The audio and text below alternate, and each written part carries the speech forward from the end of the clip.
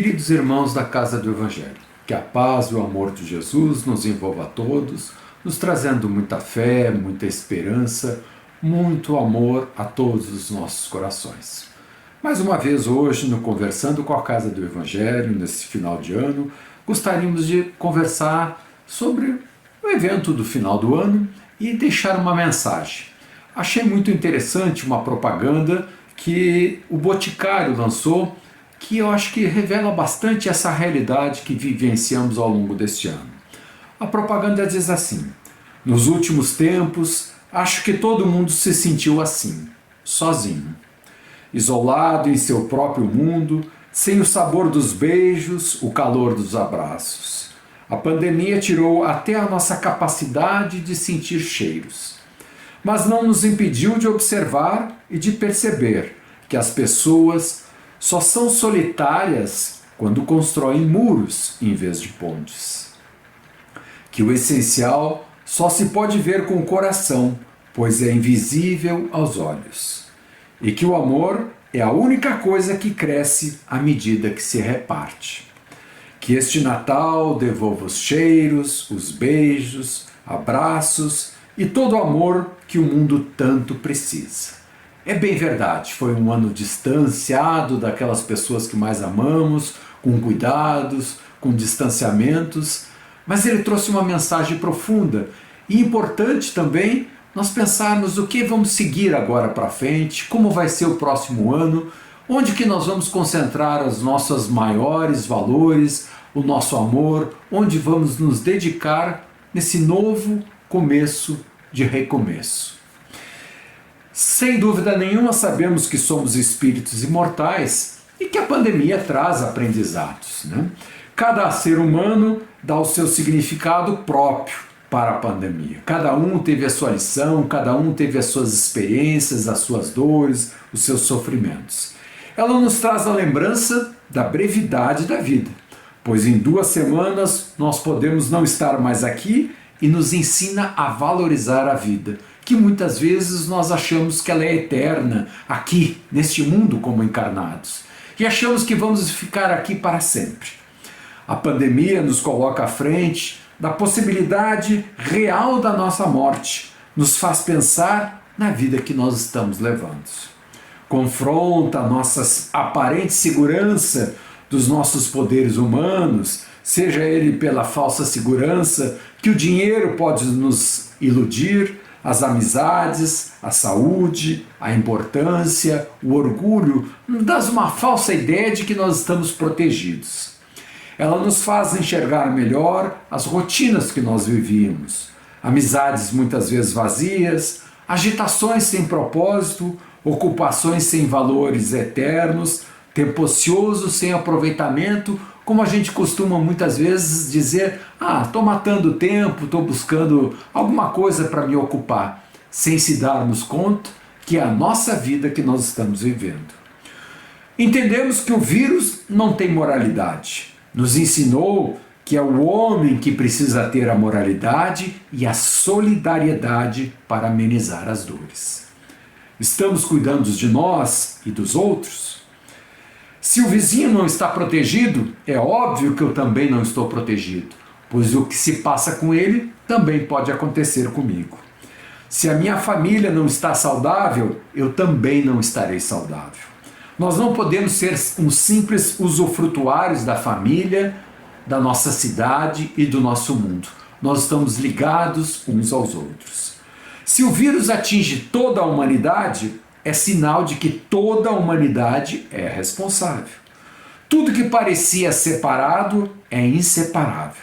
Pessoas, natureza, comportamentos, relacionamentos, todos nós somos afetados e muitas vezes achamos que nós podemos ficar blindados, isolados uns dos outros e percebemos nesse isolamento que nós somos muito, mas profundamente ligados uns aos outros.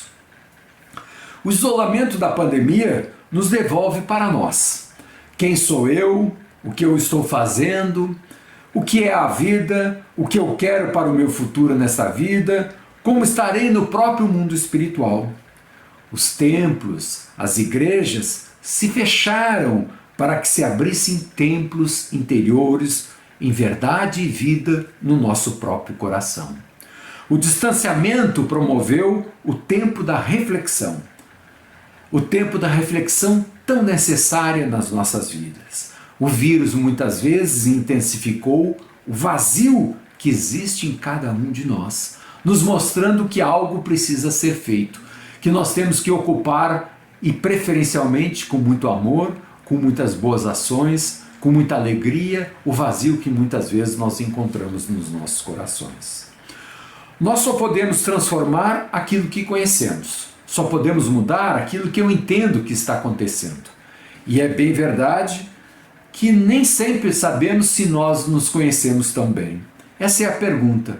Será que ao longo desse ano nós nos conhecemos melhor? Será que nós nos compreendemos melhor? Será que nós estamos prontos para recomeçar o ano de uma forma melhor?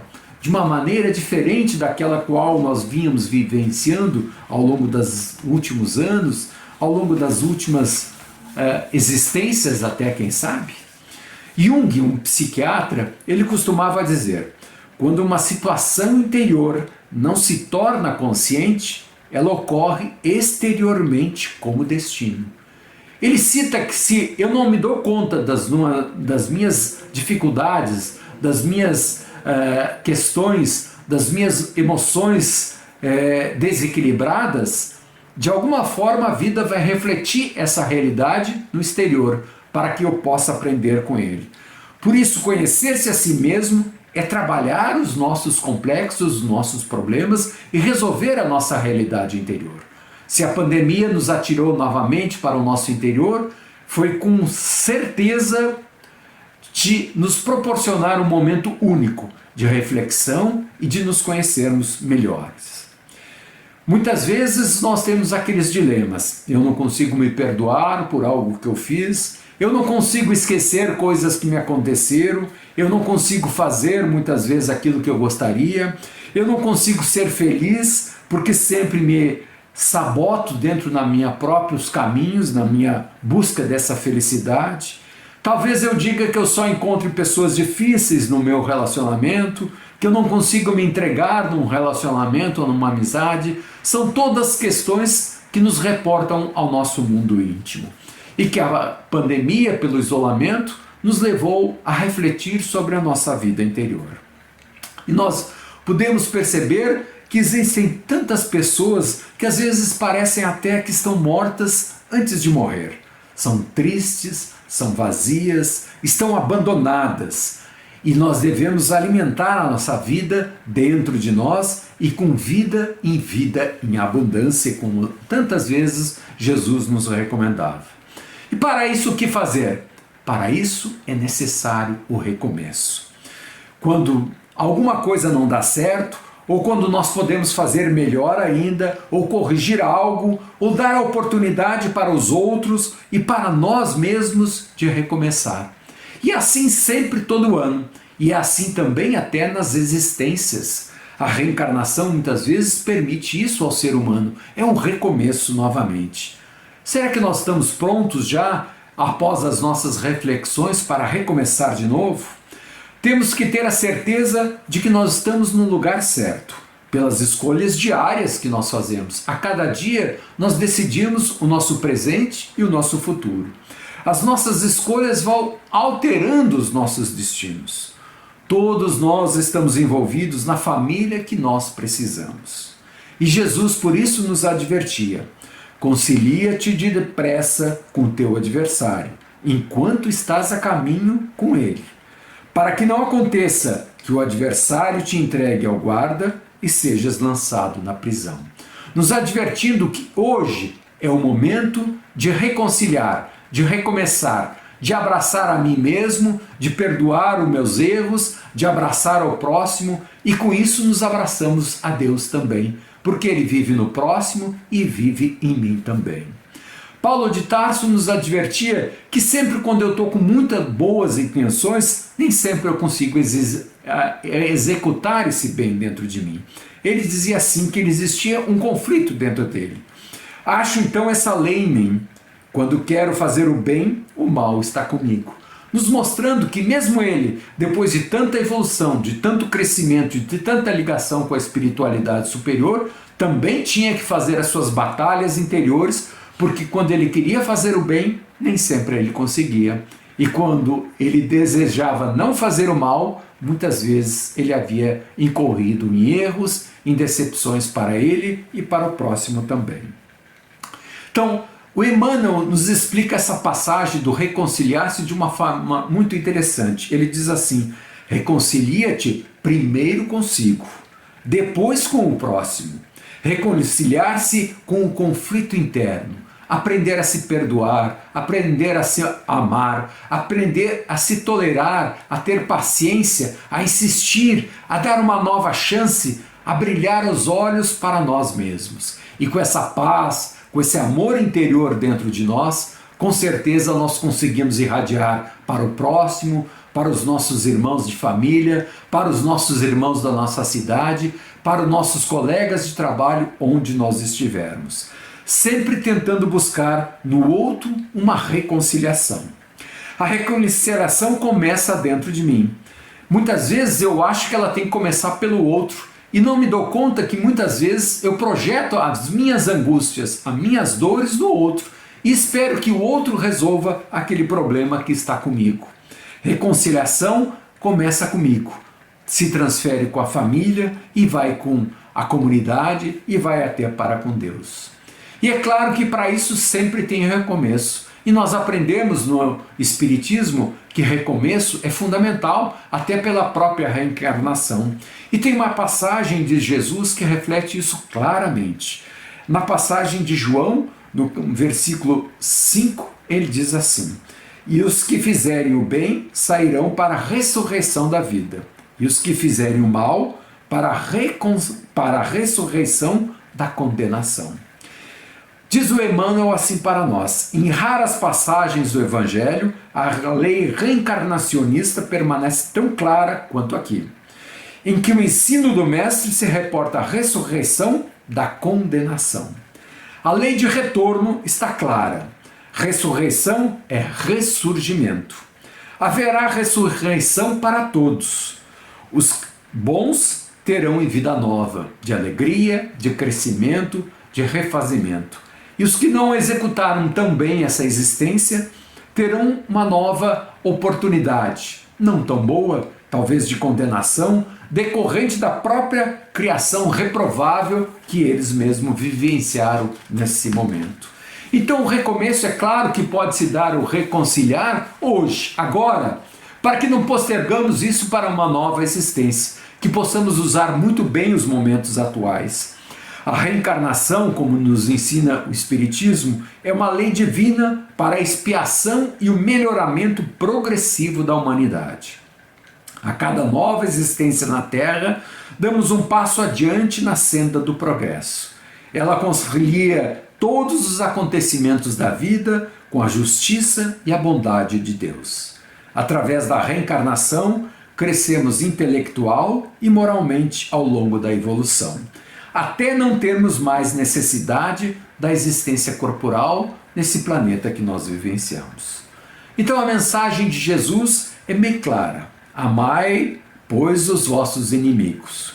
Jesus não exigiu aplausos para o que rouba ou para o que destrói, nem mandou multiplicarmos a maldade, apenas recomendou que auxiliássemos aqueles mais cruéis com a disposição sincera e fraternal de ajudá-los a se reerguerem através da paciência, do recurso construtivo ou do trabalho restaurador. O Mestre, acima de tudo, preocupou-se em preservarmos-nos contra o veneno do ódio, com essa mensagem, evitando-nos a queda em disputas inferiores, pois semelhante medida nos livraria do terrível duelo do mal contra o mal, para vermos quem vence um ao outro e os dois caem no buraco, se afundando nas suas maldades que começaram por, às vezes, pela intolerância, pela impaciência um com o outro. Então é muito importante, no ano novo que se inicie, que nós recomecemos.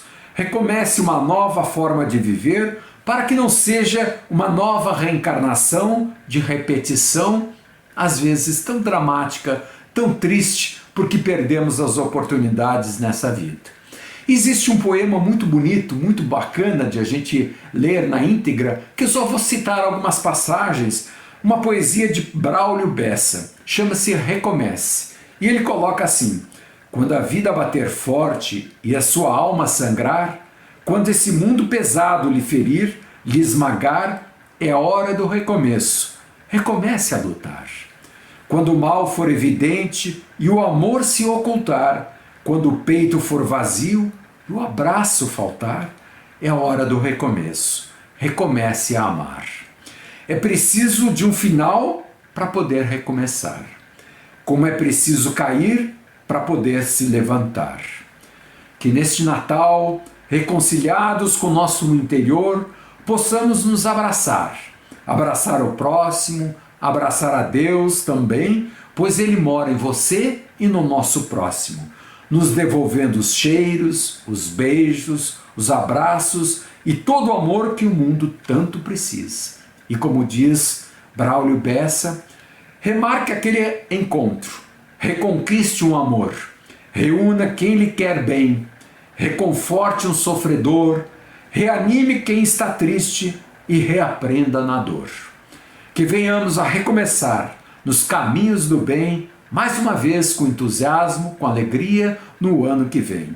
Neste Natal e no próximo ano, muita paz e muito amor a todos. Que Deus nos abençoe, hoje e sempre.